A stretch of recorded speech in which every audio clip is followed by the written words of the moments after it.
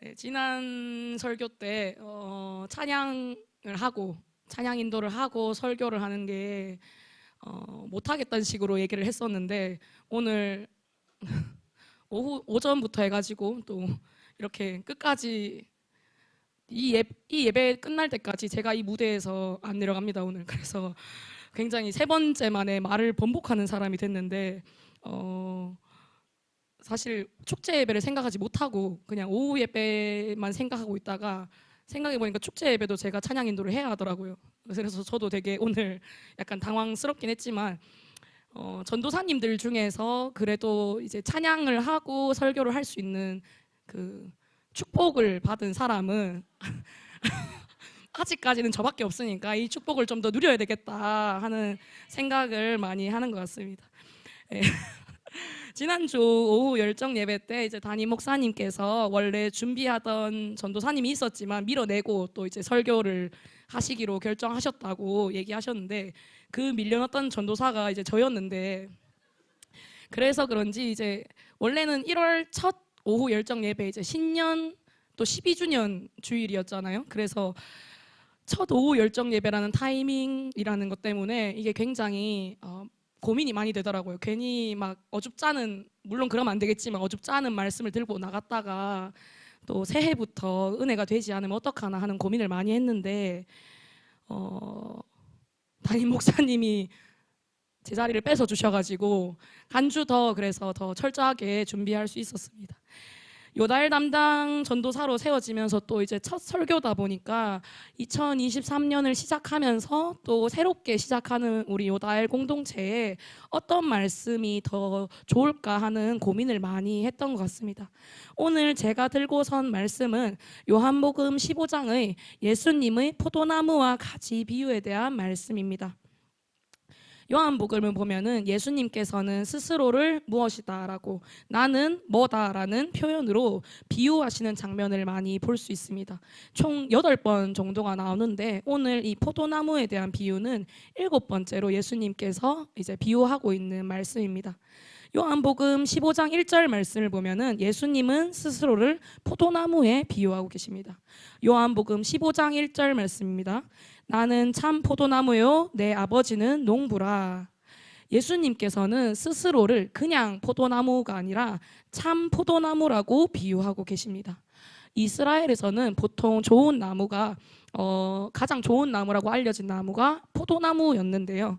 근데 예수님께서는 그냥 포도나무도 좋은 나무라고 다 알고 있음에도 불구하고 참 포도나무라고 굳이 참자를 붙여가지고 얘기하고 계십니다.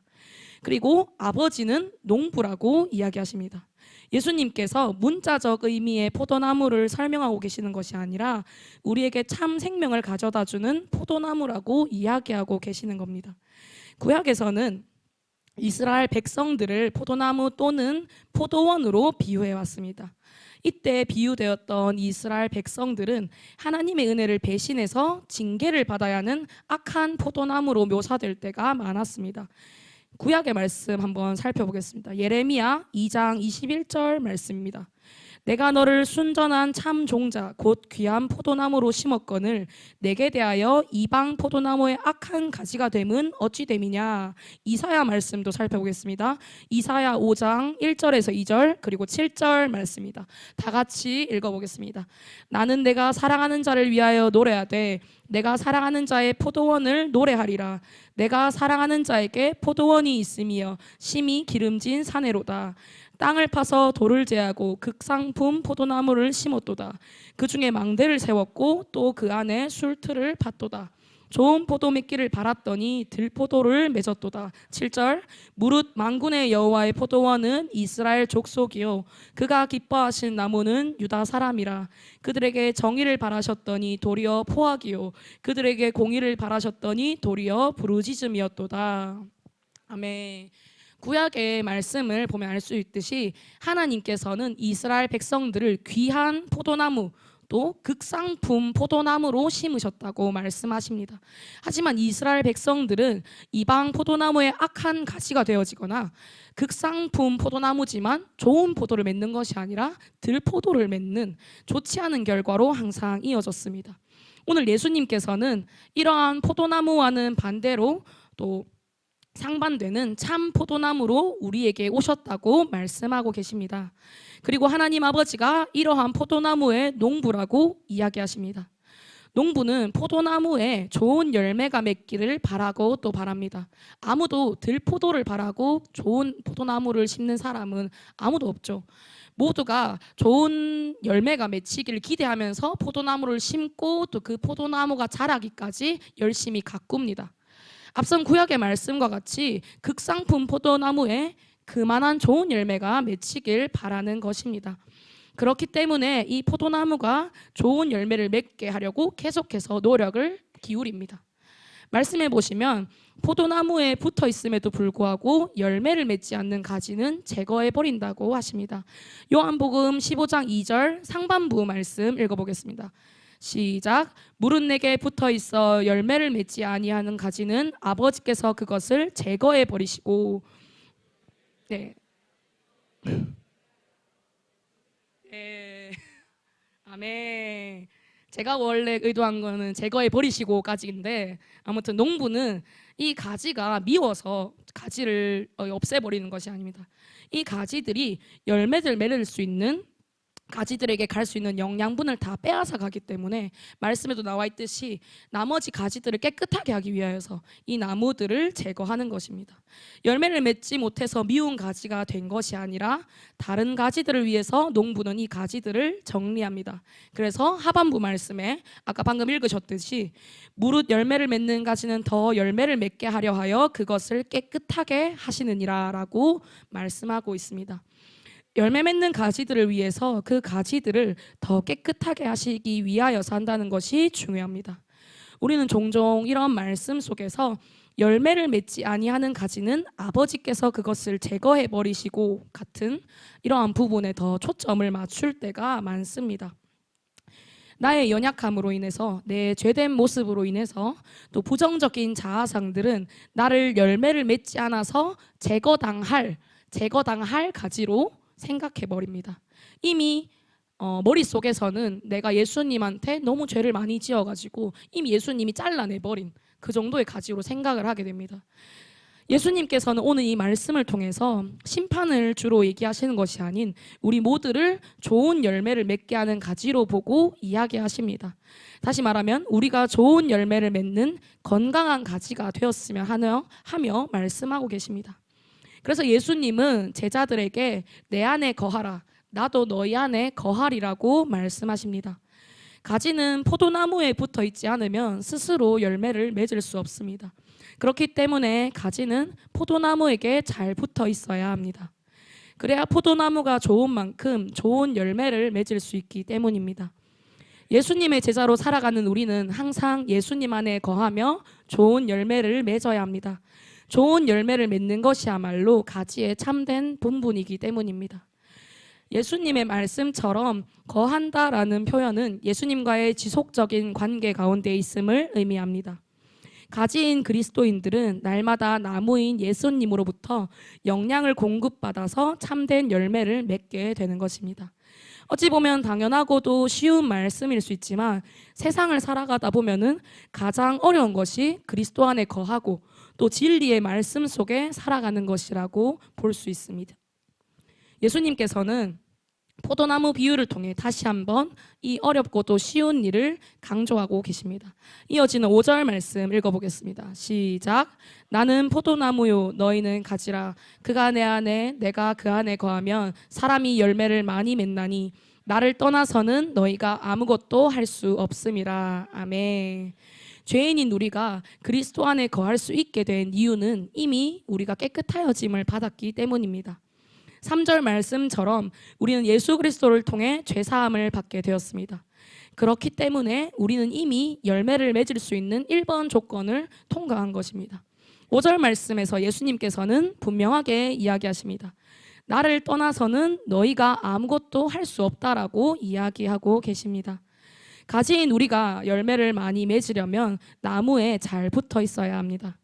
예수 그리스도 안에 제대로 붙어 있지 않게 된다면 열매를 맺지 못하는 것에서 끝나는 것이 아니라 나무에 붙어 있지 않게 되는 가지는 밖에 버려져서 불에 던져지게 되는 결말을 맞이하게 됩니다. 하지만 앞서 말씀드린 것과 같이 예수님께서는 오늘 우리에게 또 이 말씀을 듣고 있던 제자들에게 그저 경고만을 위해서 너네 잘못하면 저기 불에 다 태워버린다, 너네 잘못하면 다 잘라버릴 거야, 이런 식으로 경고만을 위해서 주는 것이 아니라 예수님께서 우리가 열매를 맺을 수 있는 구체적인 방법을 알려주시면서 이 말씀을 하고 계십니다. 그 구체적인 방법 중 하나로 구하라라고 말씀하십니다. 본문 7절 말씀 살펴보겠습니다. 시작. 너희가 내 안에 거하고 내 말이 너희 안에 거하면 무엇이든지 원하는 대로 구하라. 그리하면 이루리라. 아멘. 그저 가만히 있기만 하면은 열매를 자연스럽게 맺게 되는 것이 아니라 구하여야 된다고 이야기하십니다. 즉 기도가 이 관계와 항상 함께 해야 한다고 말씀하십니다. 기도는 하나님과의 교제를 가리키는 구체적인 표현이자 실천적인 행동입니다. 기도응답은 구원받은 성도들의 특권입니다. 기도응답을 통해서 우리는 하나님께서 나의 목소리를 듣고 계신다는 것을 경험할 수 있습니다. 기도응답을 통해서 우리는 열매를 맺어갈 수 있게 됩니다. 기도는 영적인 호흡이라고 하죠. 그래서 이 기도가 끊어지게 되면은 호흡이 끊어지게 되는 것입니다. 호흡이 끊어지게 되면은 단순히 기도를 잠깐 쉬어가는 것이 아니라 영적인 생명이 끊어지게 됩니다. 기도가 끊어지는 것은 그리스도 안에 거하는 우리와 하나님과의 관계에도 이상이 생긴다는 것을 의미합니다. 내 안에 죄가 들어올 때 우리 기도는 놓아지고 맙니다. 이사야 선지자는 이에 대해서 이렇게 이야기하고 있습니다. 이사야 59장 1절에서 2절 말씀입니다. 시작. 여호와의 손이 짧아 구원하지 못하심도 아니요 오직 너희 죄악이 너희와 너희 하나님 사이를 갈라놓았고 너희 죄가 그의 얼굴을 가리어서 너희에게서 듣지 않으시게 함이니라. 이번에 대학 공동체 셀에 2명의 셀 리더가 새롭게 세워졌죠. 그러면서 개편이 다 됐습니다. 다들 지난주에 보셨겠지만 대학 공동체에 이제 총 6개의 셀이 생겨나게 됐습니다. 그리고 특별히 그냥 6개의 셀이 생긴 게 아니고 6개의 풀 셀들이 생겼는데요. 6개, 분명히 원래는 2개의 풀만 생기는 거였는데 갑자기 이제 기존에 있던 4개의 셀들도 새로운 마음으로 하자고 목사님께서 풀로 다 맞춰보라고 하시더라고요. 그래서 이제 아무튼 6개의 풀들이 생겼습니다. 그래서 6개의 풀들이 다 약간 이름이 비슷한 느낌이다 보니까 종종 이제 그 셀 이름들을 헷갈려 하시는 분들이 많이 생겨나곤 하더라고요. 심지어는 이제 분명히 우리 셀 이름인데 다른 리더가 셀 톡방을 만들면서 이제 우리 셀 단톡을 만드는 그런 경우에 해프닝도 생기는 걸 봤습니다. 그래가지고 저희 셀 이름이 조이풀 셀인데 저는 아직 단톡을 안 만들었는데 갑자기 어떤 옆 셀에 있는 인턴이 와가지고 우리 리더님이 단톡을 만들었는데 조이풀 셀을 만들었다고, 조이풀 셀 없는 조이풀 셀을 만들어서 그렇게 약간 헷갈려 하시는 경우가 셀 리더임에도 불구하고 생기더라고요. 또 이제 이번에 우리 다들 새해 다짐 6글자 다 만드셨죠. 그러면서 이제 셀별로 이제 그거를 냈는지 안 냈는지 좀 체크하는 그런 이제 그게 있었어요. 그래서 셀별로 이렇게 이름이 쭉 조이풀, 뭐 소울풀 이런 풀 이렇게 쭉 있었는데 사실 저희가 그거를 마감 시간까지 저희 셀이 못 내가지고 제가 약간 좀 전전긍긍하면서 아직 우리 셀만 안 냈으면 어떡하지 하면서 그 이제 단톡을 막 왔다 갔다 했어요. 근데 단톡을 왔다 갔다 하면서 얼마나 냈나 하면서 봤더니 저희 셀에 냈다고 표시가 돼 있는 거예요. 그래가지고 내가 안 냈는데 누가 냈지 하면서 이렇게 위를 살짝 보니까 종전에 그 리더님이 동일하게 이제 자기 셀 냈다고 이제 저희 셀 이름 옆에다 조이풀 셀 옆에다가 이렇게 동그라미 O를 펴가지고 딱 올려 넣으셨더라고요. 그래서 이제 제가 그냥 조용히 따로 말씀 안 드리고 그냥 조용히 다시 올려가지고 그 저희 셀 거 지우고 그 리더님의 셀 옆에다가 이렇게 O를 해드렸는데 그 모르시는 것 같더라고요. 틀렸는지. 아무튼 그래서 이렇게 수많은 풀들 중에서 이제 조이풀, 많은 리더들이 이제 저희 셀 이름을 탐냈는데 실제로 저렇게 뺏길 뻔도 했었지만 아무튼 새로운 이름을 개편하면서 또 이제 지난 시간을 돌아보니 제가 2017년 7월 23일부터 셀리더로 사역을 해왔던 걸 이렇게 다시금 생각할 수 있었습니다. 아무튼 2017년부터 셀리더 사역을 하면서 지금까지 많은 청소년들도 만나고 또 많은 대학생들을 만났습니다. 저를 포함해서 이 친구들이 죄를 지었을 때 제일 먼저 나타나는 특징들이 있었는데 그게 바로 기도의 시간이 줄어드는 거였습니다. 어떻게 보면은 당연한 결과라고도 할 수 있겠지만 때때로 우리는 죄를 지었다는 죄책감에 짓눌려서 기도할 엄두조차도 내지 못할 때가 있습니다. 또한 사단도 우리들이 죄로 인해서 더 이상 하나님과 더 친밀한 교제를 하지 못하도록 계속해서 우리의 생각을 막고 우리를 참소시킵니다. 이런 죄를 짓고도 너가 하나님 앞에 기도하냐면서 하나님이 그런 기도를 들어주실 것 같냐면서 계속해서 우리를 속입니다. 죄는 하나님과 나 사이의 관계를 끊어냅니다. 그래서 가장 먼저 이런 영적인 호흡인 기도를 끊어내게 됩니다. 하나님이 기뻐하시는 의미 있는 열매를 맺는 것은 기도 응답을 통해 주어지는 것임을 말씀을 통해 알 수 있습니다. 내 힘으로 스스로 이룬 것들 중에서는 하나님이 기뻐하시는 열매가 별로 없습니다. 그래서 우리가 농부 되신 하나님을 기쁘시게 하는 열매를 맺으려면 기도하는 삶을 살아야 합니다. 우리가 열매를 맺지 못함은 기도하지 않기 때문입니다. 우리는 스스로 죄를 없앨 수 없는 연약한 인간입니다. 그렇기 때문에 그 죄마저도 우리는 하나님께 기도로 해결해야 합니다. 모든 것들을 하나님 앞에 기도함으로써 해결하는 건강한 가지가 되어야 합니다. 우리가 우리 죄를 자백할 때 하나님께서는 그 모든 죄를 사하시고 또 깨끗하게 해주신다고 말씀에 나타나고 있습니다.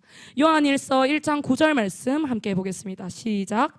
만일 우리가 우리 죄를 자백하면 그는 미쁘시고 의로우사 우리 죄를 사하시며 우리를 모든 불의에서 깨끗하게 하실 것이요. 아멘. 또한 예수님께서는 7절 말씀에서 내 말이 너희 안에 거하면이라고 말씀하십니다. 이 말씀은 우리가 그리스도 안에 거하고 그리스도가 우리 안에 거하시면 그리스도의 말씀이 또한 우리 안에 거한다는 것을 말해줍니다. 따라서 그리스도 안에 거한다는 것은 말씀에 대한 생활임을 또 알 수가 있게 됩니다. 기도와 말씀이 함께한다는 것이 우리가 그리스도 안에 거하는 건강한 가지의 삶을 살고 있는 것을 보여줄 수 있습니다. 우리가 그 안에 거하기 위해서는 말씀과 기도가 함께 가야 합니다.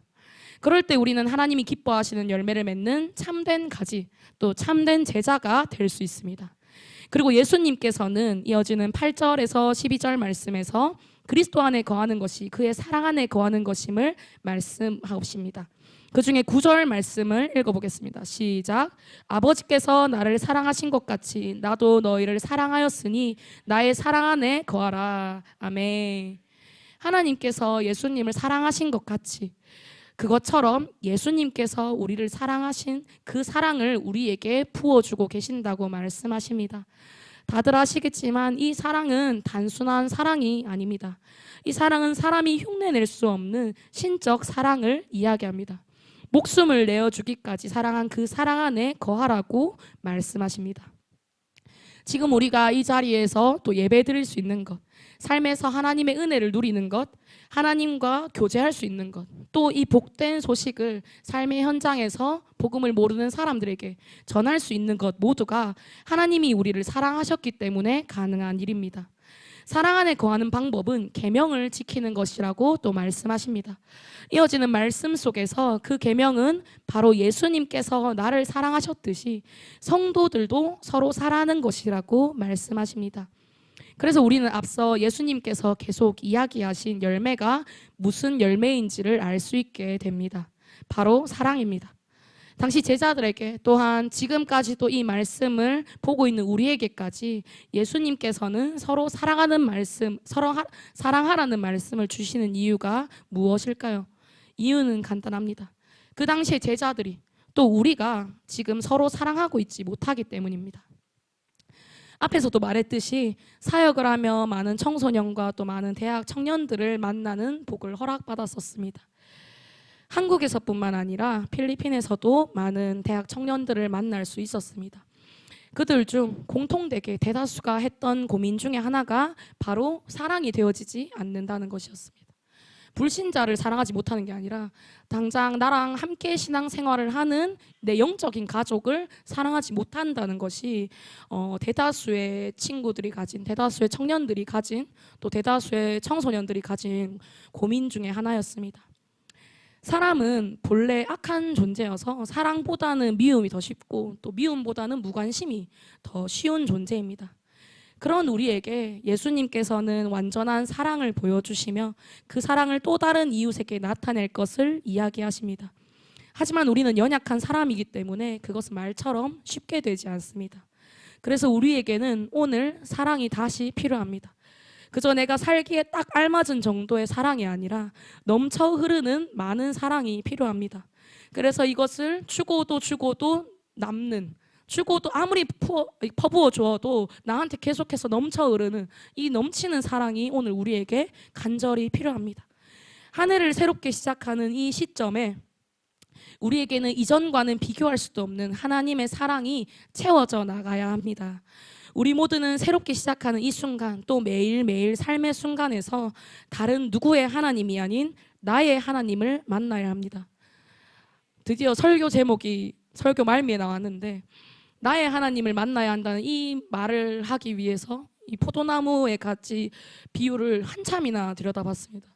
나의 하나님을 내가 제대로 만나지 못한다면, 나의 하나님이 내게 주시는 그 사랑을 채우지 못한다면은 우리는 아무리 옆에 있는 사람들을 사랑하려고 애를 써도 사랑하지 못하고 그저 흉내만 내는 흉내꾼에 불과한 그러한 삶을 살게 되는 것입니다. 그렇기 때문에 2023년 이렇게 새롭게 시작하는 이 시점, 우리 모두가 나의 하나님을 전심으로 만나기를 간절히 소망하길 바랍니다. 예전에 성령 충만했을 때, 또 은혜 많이 받았을 때 체험했던 하나님 정도가 아니라, 옛날에 컨퍼런스 갔을 때 좋았는데, 옛날에 집중훈련 갔을 때 좋았는데, 옛날에 한 5년 전에 양육훈련 받았을 때 좋았는데, 옛날에 한 10년 전에 목사님이 양육 한 8시간 하실 때 그때 진짜 은혜가 충만했는데, 이것이 아니라 지금 현재 나의 삶에서도 지금 나와 함께 동행하시는 이 하나님의 은혜가 우리가 참된 열매를 맺는, 또 참된 가지가 되는 첫 걸음이라고 할 수 있습니다. 그게 바로 하나님의 사랑 안에 거하며 참된 열매를 맺는 첫 걸음임을 오늘 이 순간 절대 잊어서는 안 될 굉장히 중요한 사안입니다. 말씀을 맺겠습니다. 하나님께서는 매일 매순간 우리에게, 또 나에게 사랑을 부어주고 계십니다. 그리고 우리를 부르고 계십니다. 사랑하는 나의 자녀야 나와 함께 가자고 말씀하십니다. 하나님께서는 태초부터 나를 사랑하셨습니다. 심지어는 내가 하나님을 제대로 만나지 못했을 때도 나를 사랑하시어서 이 모든 것들을 나를 위하여서 계속해서 만들어 가시고 이끌어 가셨습니다. 내가 못난 모습을 보일 때에도, 또 내가 하나님을 등지고 죄악 속에 살아갈 때에도 하나님의 사랑은 한결같이 나를 향해 있었음을 기억해야 합니다. 이 사랑 앞에서 나의 모습은 어떠한지를 바라보는 시간이 되었으면 좋겠습니다. 그리고 그 사랑을 제대로 누리지 못했다면, 또 나의 하나님이 아닌 목사님의 하나님, 셀리더의 하나님, 엄마의 하나님, 아빠의 하나님, 또는 내 친구의 하나님, 우리 언니의 하나님, 우리 형의 하나님, 다른 사람의 하나님 정도로만 생각해왔다면 오늘 이 순간부터는 나의 하나님으로서 내게만 부어주시는 그 특별한 사랑을 누리시길 기도합니다. 찬양의 가사처럼 내가 나의 하나님의 사랑을 온전히 누릴 때 하나님의 나라와 뜻이 내 삶에 진짜 임하게 됩니다. 다른 사람의 간증으로 하나님이 다른 사람의 삶에 어떻게 역사하셨는지를 듣는 자가 아닌, 올해는 내 간증 속에서 나의 하나님이 내 삶에 어떻게 특별하게 다르게 이끄셨는지, 또 역사하셨는지를 간증할 수 있는 우리 모두가 되기를 간절히 소망합니다. 그러기 위하여서 새롭게 시작된 내 인생 속에서 나의 하나님을 만나기를 우리가 결단해야 합니다. 반드시 만나시길 기도합니다. 나의 하나님, 또 내 삶에 찾아오신 특별한 은혜와 사랑이 넘칠 때 우리는 이 계명을 지킬 수 있는 힘을 드디어 얻게 됩니다. 잠언 8장 17절 말씀 읽어보겠습니다. 나를 사랑하는 자들이 나의 사랑을 입으며 나를 간절히 찾는 자가 나를 만날 것이니라. 아멘. 하나님을 간절히 찾는 자가 하나님을 만나게 됩니다. 하나님의 사랑을 구하는 자는, 또 그리고 하나님을 만나기 원하는 자는 사랑을 입고 또 하나님을 만나게 됩니다. 하나님은 항상 기다리고 계십니다. 항상 만나 주시려고 바로 한 발자국 뒤에서 기다리고 계시는데, 우리의 연약함으로 또 우리의 그런 실패했던 경험들로 인해서 뒤를 돌아보지 않는다는 것이 문제죠.